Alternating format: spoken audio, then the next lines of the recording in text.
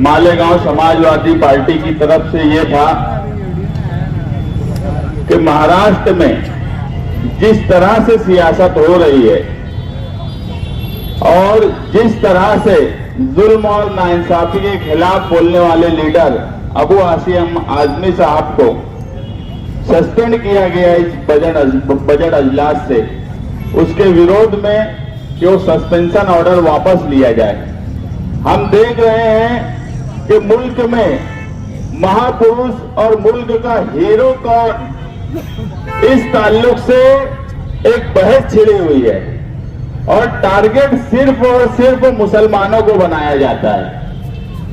Hero, महापुरुष, जबकि कोई मुखालफत में बोले ना तो भी टारगेट मुसलमानों को ही किया जाता है और यही महाराष्ट्र में हो रहा है। एक फिल्म आई छावा, जिसने एक सेंटिमेंट लग कर दिया लोगों को उस फिल्म ने, और ऐसा एहसास दिला दिया कि मुसलमान ही बड़ा जालिम है, जबकि उस फिल्म में भी ये बताया गया कि संभाजी महाराज की जो बीवी थी यसुबाई, उनके भाई खुद औरंगजेब की साइड से थे।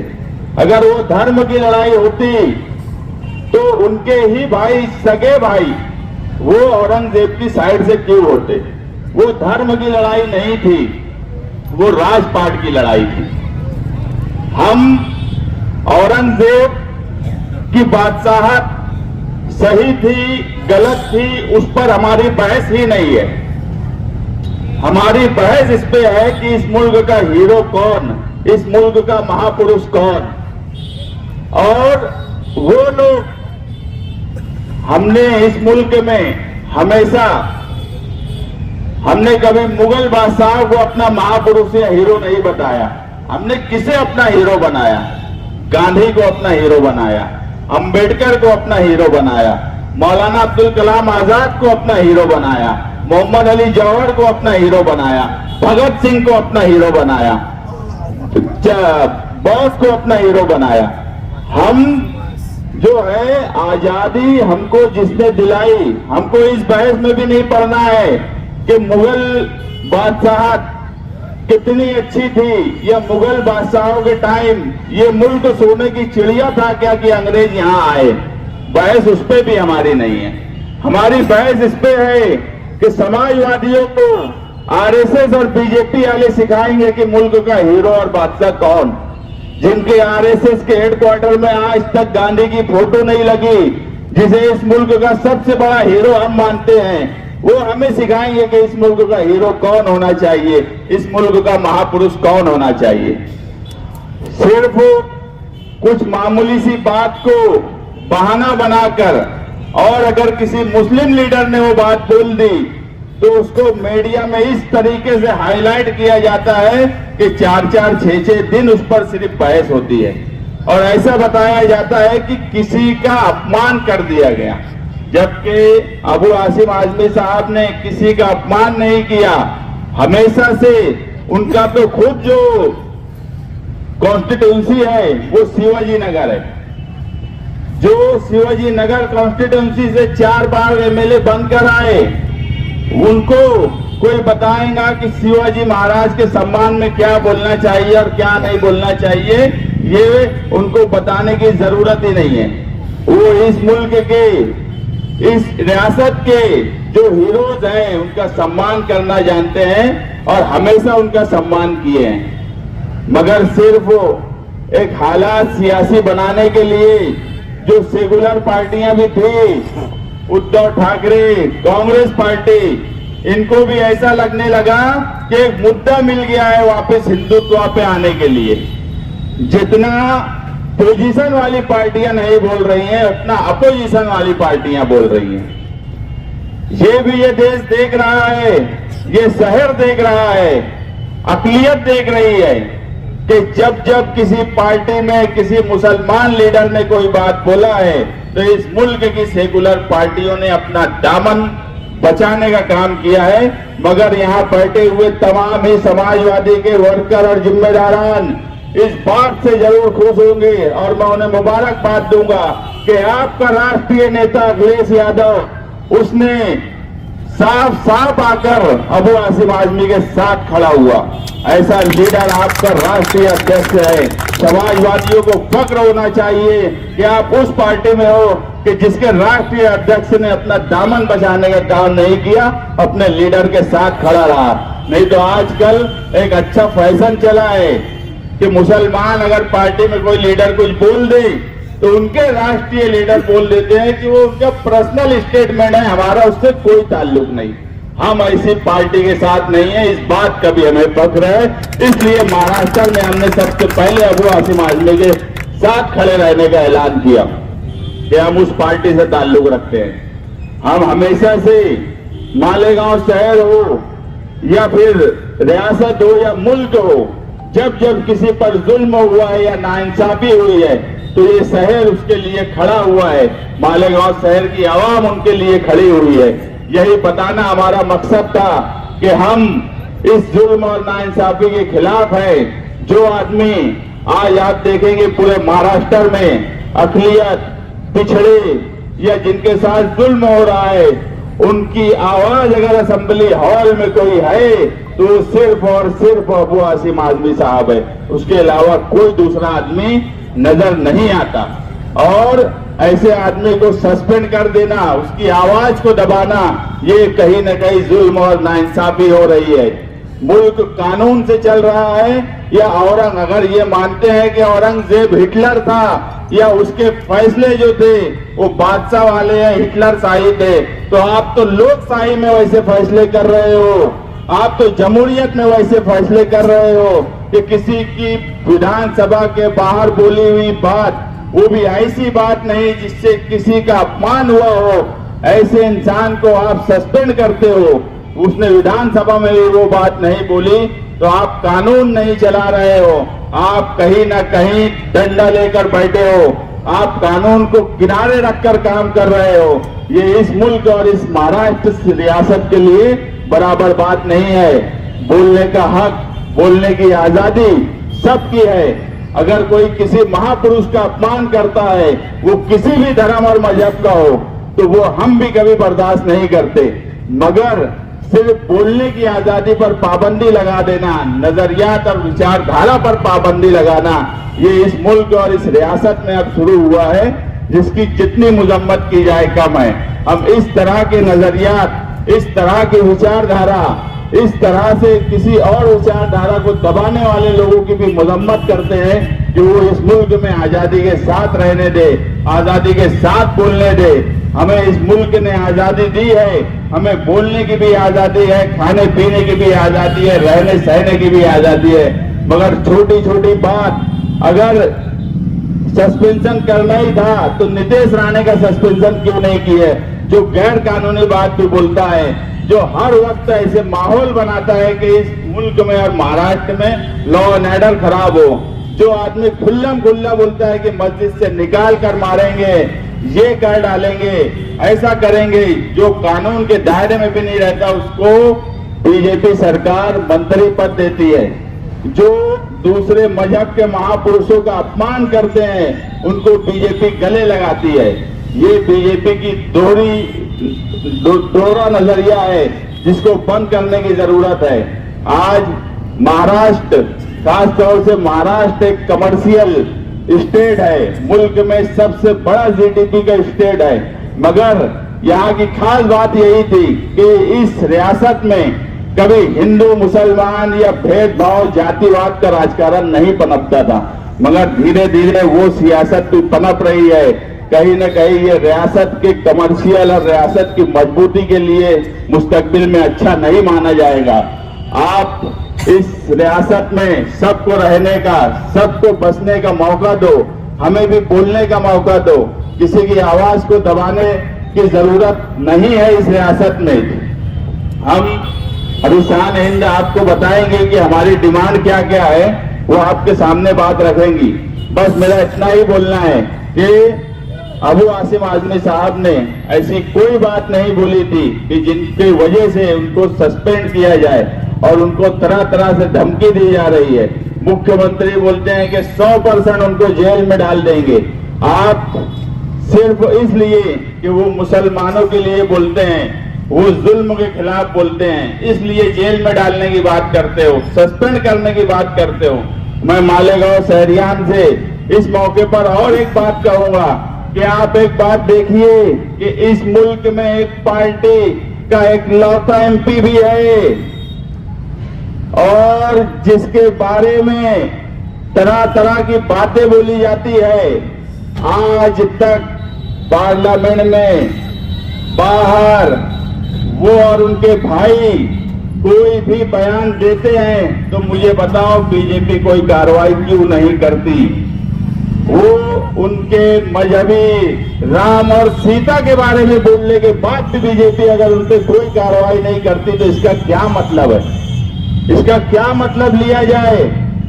जो समाजवादी के लीडर अबू आसिम आजमी साहब ने किसी की बुराई नहीं की, किसी का अपमान नहीं किया, उनके ऊपर मुसलसल कार्रवाई हो रही है, मुसलसल कार्रवाई की धमकी दी जा रही है, मगर इसी मुल्क में एक आदमी को खुलता सांड छोड़ दिया गया मुल्क का माहौल खराब करने के लिए। 2014 के बाद से आप देखेंगे 2014 से पहले बीजेपी और एमआईएम और 2014 के बाद की बीजेपी और एमआईएम किस तरह से गठजोड़ करके ये सियासत कर रहे हैं। खुला सांड छोड़ दिया गया, कुछ भी बोले, कुछ भी करे, उनपे ना ईडी आती है, उनपे ना सीबीआई आता है, उनका ना कभी सस्पेंशन होता है, उनकी ना प्रॉपर्टी की जांच होती है, कुछ नहीं होता। मगर एक मर्द मुजाहिद जो मिला हुआ नहीं है, ये साबित होता है इस बार कि अबू आसिम आजमी साहब महाराष्ट्र के शेर है और शेर रहेंगे। उन्होंने ये साबित किया है कि तकलीफ उठा रहे हैं मगर अपनी बात जो लोगों के लिए करते हैं उस पे कायम है।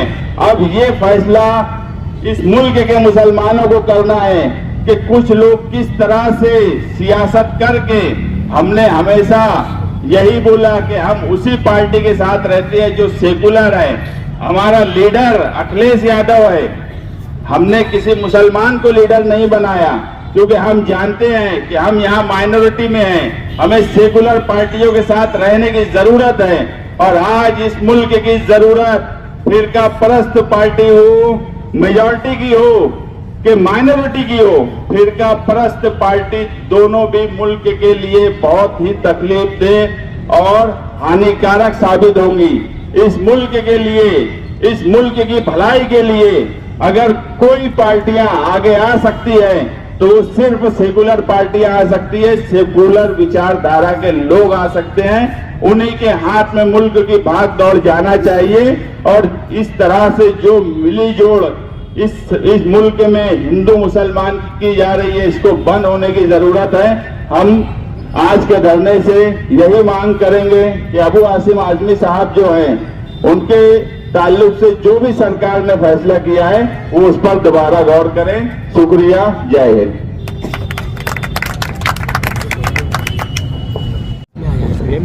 आज मालेगांव समाजवादी पार्टी की तरफ से महाराष्ट्र समाजवादी पार्टी के अध्यक्ष अबू आसिम आजमी साहब की असेंबली में जो निलंबन हुआ है उसके खिलाफ अलामती तौर पर एहतजाजी धरना दिया जा रहा है। ये बात सच है कि रमजानुल मुबारक का महीना चल रहा है। आज जुमे का रोज धूप की शिद्दत होने के बावजूद भी जो मालेगांव की तारीख रही है कि हमेशा मालेगांव शहर ने समाजवादी और सोशलिस्ट ख्याल को जिंदा रखा है, उसकी जीती जागती मिसाल आज मालेगांव शहर के लोग रोजे की शिद्दत में और रमजान में रोजे की शिद्दत और धूप के बावजूद भी आज जमा होकर जो मालेगांव की तारीख रही है कि हम हिंदुस्तान को तहरीक की राह देते हैं, वैसे ही अबू आसिम आजमी साहब के खिलाफ जो जालिमाना नाइंसाफी का जो फैसला हुआ उसके खिलाफ महाराष्ट्र में सबसे पहले एहतजाज करने का काम मालेगांव शहर कर रहा है। काबिल मुबारकबाद। हिंदुस्तान की ये तारीख रही है कि हिंदुस्तान में अभी के वाक़े छोड़ दिए जाएं जो हालिया वक्त है तो हिंदुस्तान में वही राज करता है जो दिलों पे राज करता है। और माजी में भी आपने देखा है कि हिंदुस्तानियों का दिल इतना बड़ा था कि जहां सम्राट अशोक इन्होंने अपने जो उनसे गलतियां हुई थी उसके बाद उन्होंने माफी मांगकर जब बौद्ध समाज को अपनाया और शांति का वो प्रतीक बन गए, तो हिंदुस्तानियों ने उनके माजी को भूलकर उनकी माफी को याद रखते हुए उनको अपना सम्राट बनाया। इसी तरह जब अशोक जिनको कहते हैं सिकंदर आजम दुनिया पर राज करने आए और हिंदुस्तान आए फतेह करने के लिए, लेकिन हिंदुस्तानियों की मर्जी नहीं थी कि उनको कबूल करते, तो कबायली लोगों ने उनको इतने जख्म दिए कि वो वापस जाते हुए शिद्दत अपने जख्म की शिद्दत बर्दाश्त न करते हुए उनका इंतकाल हो गया। तो हिंदुस्तानियों पर वही राज करता है जो हिंदुस्तानियों के दिलों पर राज करता है। अगर किसी हुकूमत ने हिंदुस्तान पर इतना राज किया है तो यकीनन वो आवाम के दिलों पर राज करते होंगे, ये तारीख भी बताती है। हम यहाँ जमा हुए हैं ये बताने के लिए कि अगर कोई संवैधानिक तौर पे अपनी राय रखता है किसी की मुखालफत करने के बाद बिना, तो उसकी राय को तारीख की रोशनी में कबूल करना चाहिए। अगर किसी बादशाह के बारे में तारीफ की गई अबू आसिम आजमी साहब की, तो ये तारीख अबू आसिम आजमी साहब ने नहीं लिखी, ये हिंदुस्तान की तारीखदां ने लिखी है। और यकीनन अगर औरंगजेब रहमतुल्लाह अलैह ने हिंदुस्तान पर राज किया तो अखंड हिंदुस्तान पर हिंदुस्तान के मुगल बादशाहों के सबसे बड़े हिस्से पर राज करने वाले वो औरंगजेब रहमतुल्लाह अलैह थे, और यकीनन वो लोगों के दिलों पर राज करते होंगे। जिस तरह उन्होंने मंदिरों के लिए दान किया, जिस तरह उन्होंने अपनी फौज में मुसलमानों के साथ साथ बड़ी तादाद में गैर मुस्लिम लोगों को रखा, इसका मतलब है वो सेकुलर थे, वो लोगों को लेकर चलते थे, इसीलिए इतने बड़े खित्ते पर उन्होंने राज किया। लेकिन आज हिंदुस्तान का जैसे मॉडर्निज्म हो रहा है, इसके बाद भी हिंदुस्तान में संविधान पर सबसे बड़ा खतरा हो गया।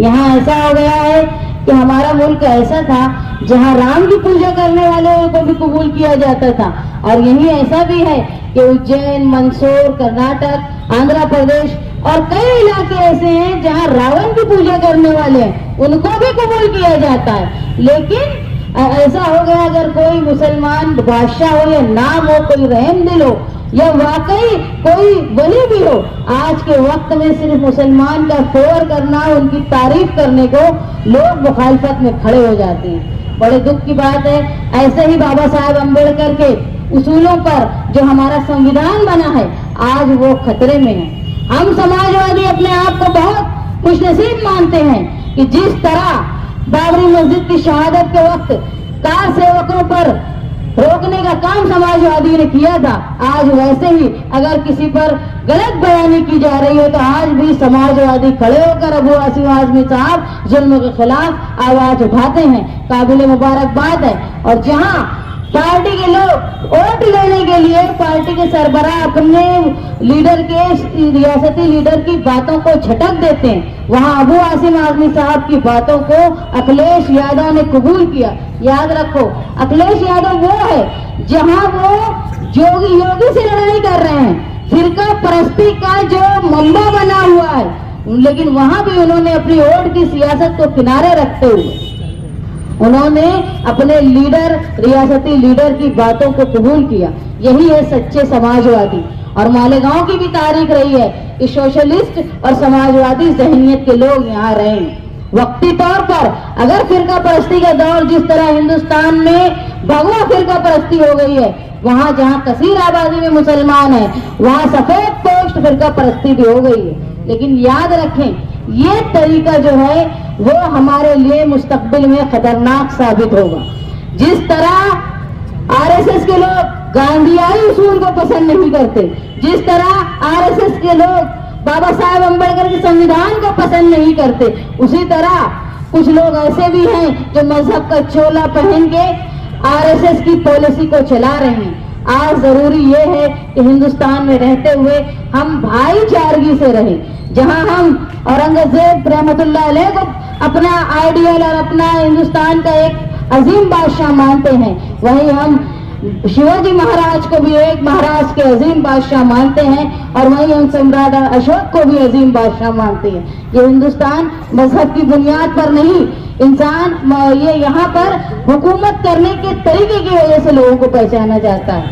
आज हमारा यहाँ जो अलामती धरना हुआ है, हम मालेगांव समाजवादी पार्टी और मालेगांव शहर की आवाम की तरफ से अबू आसिम आजमी साहब को जो निलंबित किया गया है उसके खिलाफ, उनके सस्पेंशन के खिलाफ हम गवर्नर प्रांत ऑफिसर के जरिए गवर्नर को ये लेटर भेज रहे हैं कि मालेगांव शहर की आवाम वो अबू आसिम आजमी साहब को जो असेंबली में बजट सेशन तक सस्पेंड किया गया है उनका सस्पेंशन वापस ले, और जो उन्होंने बयान दिया उसके बाद मुसलसल फिरका परस्त लोग उनको धमकियां दे रहे हैं, उनको जान से मारने की कोशिश करेंगे ऐसा लगता है।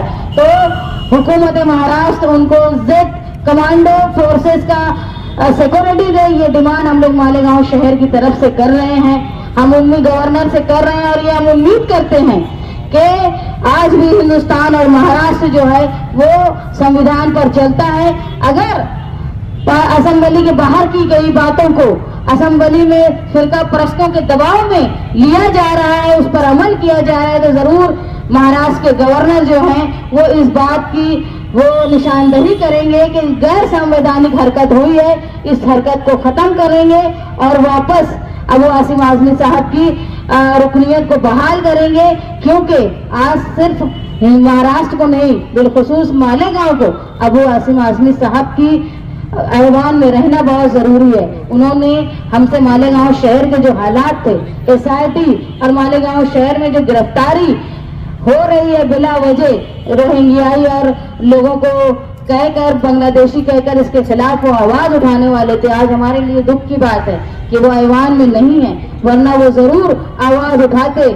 और वो आवाज उठा के मालेगांव शहर के लिए जिस तरह कुछ नुमाइंदे खामोश बैठे हैं, गफलत में हैं, जब बीजेपी और आरएसएस के अहलकार बने हुए, वहां ऐसे वक्त में अबू आसिम आजमी साहब मालेगांव शहर का एक सहारा थे।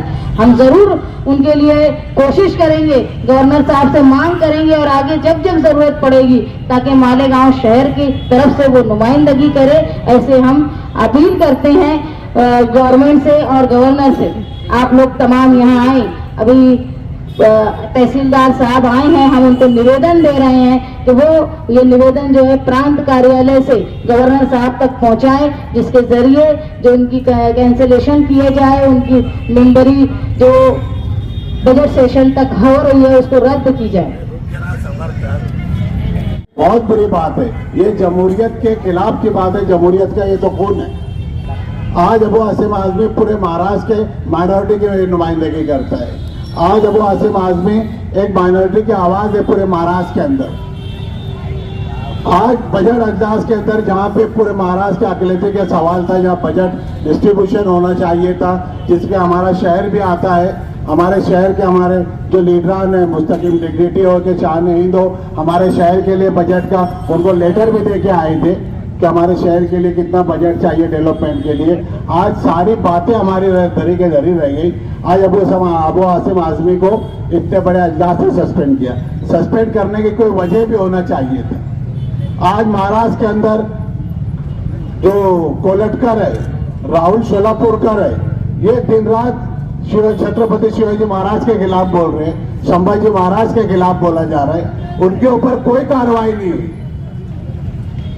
वो प्रेस के सामने भी आके खिलाफ में बोल रहे, वो माफी भी मांगने तैयार नहीं है, उनके ऊपर कोई कार्रवाई नहीं हुई।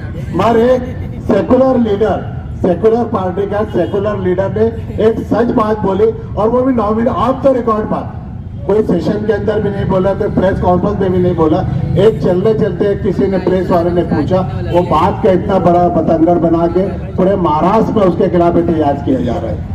पूरे महाराष्ट्र में उसके खिलाफ जेल भरो आंदोलन, जेल में डालो, उसकी बात की जा रही है, उनको मेंबरी हो गया है, एमएलएशिप उनकी रद्द कर दो, ये बात बोला जा रहा है। और उस पर चीफ मिनिस्टर जैसे जो चेयर पे है इतने समझदार आदमी, वो भी उनको जेल में डालने की बात कर रहे, जो होम मिनिस्टर है। तो ये हमारे लिए बहुत ज्यादती है और हम हर चीज बर्दाश्त करते। आज वहां पे उनके साथ में माइनॉरिटी के जितने एमएलए थे, एक एमएलए साथ में आके बोला नहीं। सेकुलर पार्टी जितने थी वो कांग्रेस पार्टी हो कि राष्ट्रवादी शरद पवार हो कि और जो भी अभी फिलहाल सेकुलर बचे जो बाजाहिर सेकुलर बोलते, वो एक ने भी उनके फेवर में कोई बात नहीं बोली कि महोत्सवी के खिलाफ बात नहीं बोली। शिवाजी की बात और संभाजी की बात तो 2 नंबर की बात हुई कि महोत्सवी जो किया गया है, जो सस्पेंशन है, ये गलत है। इतना बोलने की भी किसी में हिम्मत नहीं है। ये जो डरा के रखा जा रहा है बीजेपी का जो एजेंडा है, आरएसएस का जो एजेंडा है, कि डराओ, इतना डराओ कि लोग हिम्मत ना करें, इतना इनको सता दो कि बोलने की हिम्मत ना करे। तो ये जो पूरे महाराष्ट्र में चल रहा है, पूरे हिंदुस्तान में चल रहा है, तो ये बात खत्म होना चाहिए। ये हम एहतजाज कर रहे हैं और हर तहरीक अल्हम्दुलिल्लाह हिंदुस्तान में मालेगांव से शुरू होती, और ये एहतजाज गवर्नमेंट के खिलाफ, ज्यादती के खिलाफ, जुल्म के खिलाफ, आवाज दबाने के खिलाफ, ये जो डेमोक्रेसी का खून किया जा रहा है, उसके लिए महाराष्ट्र में सबसे पहला धरना मालेगांव में दिया जा रहा है वो आसिम आदमी के लिए। तो ये हम चाहेंगे कि ऐसी जब भी बात हुई, ये आज तुम धरना नहीं देंगे, एहतजाज नहीं करेंगे, जिस तरह यूपी में चल रहा है कि किसी ने कुछ गलत बोला बुलडोजर चला दो, किसी ने कुछ गुनाह जिससे हो गया उसकी प्रॉपर्टी जब्त कर दो, बिना मतलब झूठे केस डाल के उनके घर पे बुलडोजर से तोड़ दो। ये महाराष्ट्र में भी होने देर नहीं लगेगी। तो आज तुम्हारी हमारे पूरे शहरियान की जिम्मेदारी है कि सेकुलर लीडरों के साथ में खड़े रहे, जो माइनॉरिटी की आवाज बने, जो सच्चाई के लिए लड़े, जो सच्चाई के लिए बोले। उसके लिए पूरे शहर के अंदर, पूरे महाराष्ट्र के अंदर लोगों ने साथ में आना चाहिए। महाराष्ट्र समाजवादी पार्टी के जो सदर साहब को मुअत्तल किया गया है, हमारी गुजारिश है कि इससे जल्द से जल्द वो मुअत्तली वापस लिया जाए और उनको अजलास के अंदर ज्वाइन किया जाए। शुक्रिया। अगर महाराष्ट्र में किसी ने आवाज मुसलमानों के लिए उठाई, मजलूम बेचारगी बेबसी के खिलाफ, तो वो अबू आसिम आदमी है, वो आदमी ईमान में न रहे। इसकी कोशिश देवेंद्र सरकार की तरफ से, पहली बात मैं ये मानती हूँ कि उसकी कोशिश है। दूसरी बात, उस ऐप को छुपाने की कोशिश की गई है जो धनंजय मुंडे का है। धनंजय मुंडे जो संतोष देशमुख मर्डर केस के करीबियों का साथी माना जाता है, और भीड़ के लोगों ने एहतजाज किया धनंजय मुंडे के खिलाफ कि इस आदमी का इस्तीफा लो। सरकार ने बड़ी तूल दिया इस बात को। मैं ये भी जानती हूँ कि औरत का मामला था, उसमें धनंजय मुंडे का कुछ नहीं हुआ था। 2013 से शरद पवार के साथ रहा, बाद में अजीत पवार के साथ चला गया, और अब जो मामला हुआ संतोष देशमुख का, जिसमें उसको इस्तीफा देना पड़ा पहले ही दिन, उस मामले को छुपाने के लिए जानबूझकर औरंगजेब की बात करने के लिए भेजा गया एक रिपोर्टर को। अब वो आदमी बहुत सीधे साधे, बहुत शरीफ और बहुत सीधे आदमी है। उन्होंने बोल दिया कि अच्छा शासक था, चिड़िया, सोने की चिड़िया था ये देश, 24%, 24% यहाँ की बीजेपी थी, तो क्या बुराई है बोलने? नहीं थी क्या? तारीफ में नहीं है क्या ये? उन्होंने कहीं किसी हिंदुस्तान महाराष्ट्र के लीडर के खिलाफ बोला। महाराजा शिवाजी, जिनको हम बहुत अहम मानते हैं, उनके लिए बोला, संभाजी महाराज के लिए बोला। किसके खिलाफ बोला? किसी के खिलाफ अबू आसिम आदमी ने खिलाफ नहीं बोला। सिर्फ ये सवाल पूछा गया था और जानबूझ से जिसे भेजा गया था सरकार की तरफ से, उसका उन्होंने जवाब दिया, और उस जवाब देने की सजा वो उसको साजिश के तहत अबू आसिम को मुअत्तल किया गया। अबू आसिम वो आदमी नहीं है जो किसी के जूते चप्पल उठाए और अपनी हैसियत दिखाए। अबू आसिम वो आदमी है जिनको मैंने फोन किया, उनको बोला कि तुमको देशद्रोही बोला गया, उस एकनाथ शिंदे के खिलाफ कार्रवाई करोगे कि नहीं करोगे? जो तुमको बोलता है देशद्रोही, अगर जरूरत पड़ी तो उसके खिलाफ कार्रवाई भी होगी, और हम पूरे महाराष्ट्र में घूम घूम कर बताएंगे कि किस बात के लिए मुअत्तली की गई। ये बात जरूरी है। सबसे अहम बात है कि अजीत दादा पवार का जो है धनंजय मुंडे, उसको बचाने की, उसको मीडिया में लाने की कोशिश ये सरकार की तरफ से हुई। रिजर्वेशन जो दरंगे कर रहा है, उस बात को दबाने की कोशिश फडणवीस सरकार की तरफ से हुई। मेरी आपकी सत्य की बात हो रही है जो मैं बात करती हूँ। मैंने कल राम पुंडियानी से बात की, आज सुबह भी उनसे बात की और उन्होंने इंटरव्यू दिया मेरी बात के बाद और उन्होंने बताया कि औरंगजेब ने क्या किया था और कैसे किया। मैं आप तमाम की शुक्रगुजार हूँ कि इस रोजे के वक्त आप शरीक हुए। मैं पार्टी की रियासती अक़लियती सेल की तरफ से भी आपका शुक्रिया अदा करता हूँ।